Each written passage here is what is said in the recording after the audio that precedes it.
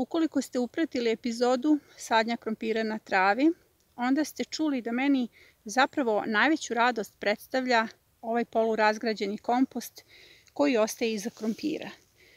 Ovaj polurazgrađeni kompost ću ja upotrebiti za kreiranje permamodela koje ću koristiti, odnosno koje ću angažovati u zimskoj sadnji i presadnji. Zbog toga je važno kod sadnje krompira na travi da koristite upravo lako razgradivi materijal, organski materijal kao što je seno. Zbog toga što, osim što proizvodite hranu, a proizvodnja vlastite hrane je najradikalniji čin otpora, proizvodite i smeđe zlato, odnosno vlastiti kompost. Biobašta je kontinuitet, a život je aktivan samo tamo gde je u pokretu. Zbog toga stalno govorimo o turnusima. To je zapravo jedini način da obezbedite protok svežih namirnica vlastitoj porodici. Danas presađujem kelerabe. Kelerabe su posejane u setvene komore u avgustu mesecu i ona će vrlo brzo biti hrana našoj porodici zbog toga što je to kupusarica sa najkraćom vegetacijom. Kelerabe su otporne na niske temperature. Ali danas ću vam pokazati kako, osim keleraba, presađujem i kupuse u permamodele, kako uslojavam permamodele, a ti kupusi će ostati čitave zimske sezone u bašti i bit će naša hrana u rano proleće.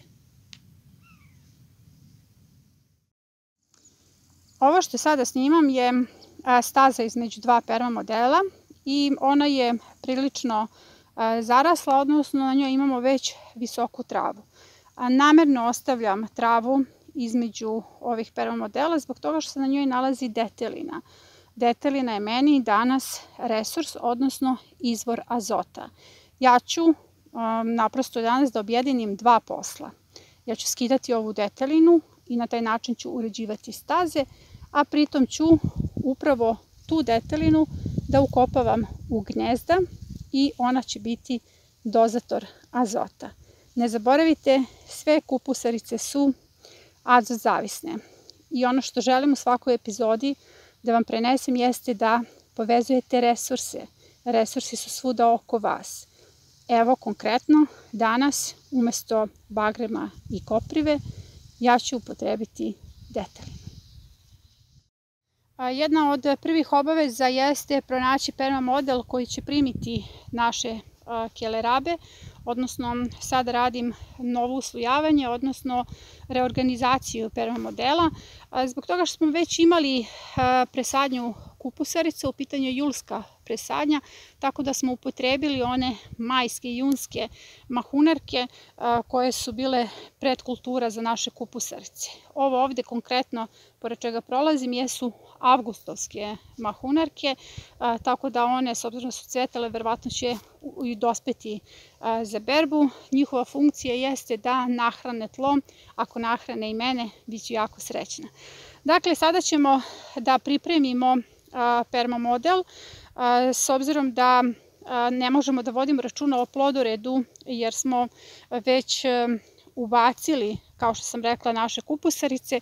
Potrebno je permamodel, bez obzira na vrstu, pripremiti.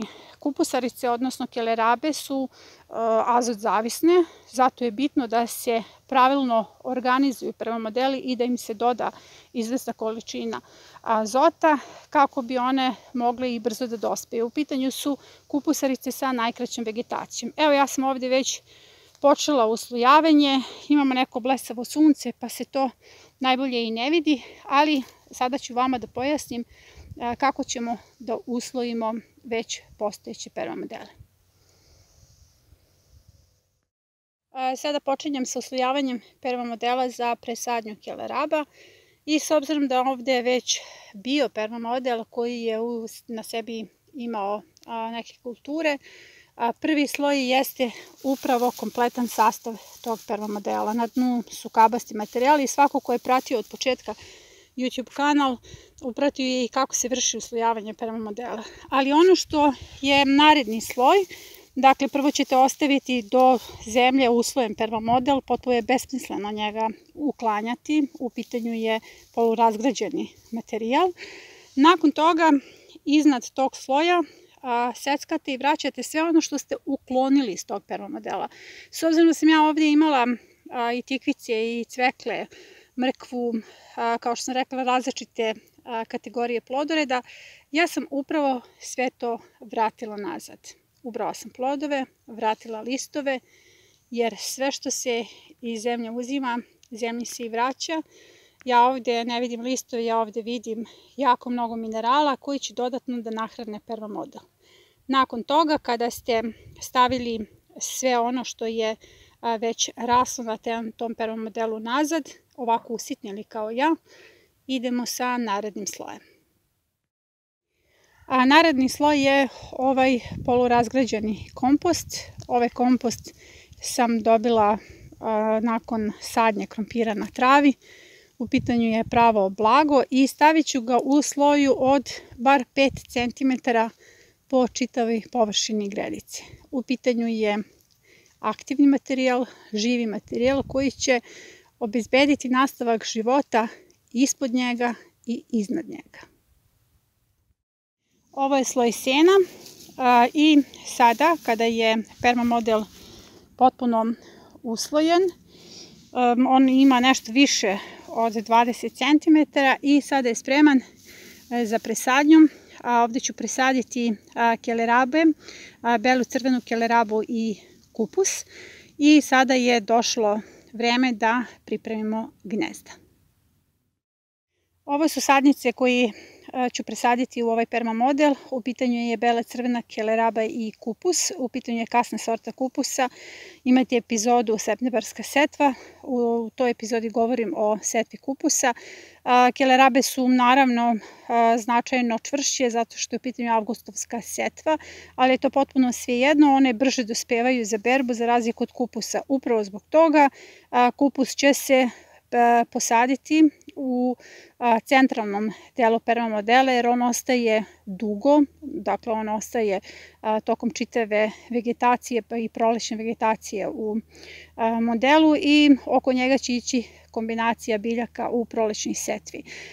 Ovaj permamodel toleriše monokulture zbog toga što zimska presadnja toleriše monokulture jer spavaju svi predatori, ali ja ću u kasnijoj sadnji, s obzirom da zimska setva i sadnja tek počinju, da ovdje ubacujem i luk, salate, sadnice, blitve, tako da ću napraviti dobru mešovitu sadnju.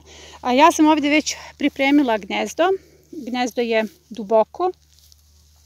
Potrebno je da se sadnica poveže sa zemljom koja se nalazi na dnu permamodela i prvo što stavljam je detelina.